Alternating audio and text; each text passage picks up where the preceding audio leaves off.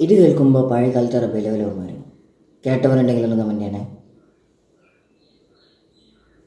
പൂങ്കുയിലെ നീ പാട്ടു പാടിയതെൻ്റെ ഹബീബിനുറക്കാനോ, നീ എൻ്റെ ഹബീബിനുറക്കാനോ.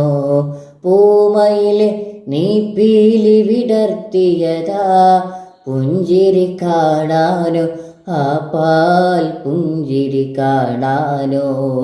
അമ്പരമുറ്റത്തമ്പിളി വന്നതെൻ്റെ അമ്പിയരാജനെ കാണാനോ, എൻ്റെ അംബികരാജനെ കാണാനോ.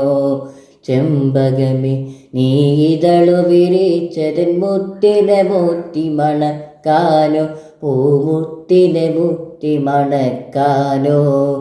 അമ്പരമുറ്റ തമ്പിളി വന്നതെൻ്റെ അംബികരാജനെ കാണാനോ, എൻ്റെ അംബികരാജനെ കാണാനോ. ചെമ്പകമേ നീ ഇതളു വിരിച്ചതൻ മുത്തിനെ മുത്തി മണക്കാനോ, പൂമുത്തിനെ മുത്തി മണക്കാനോ.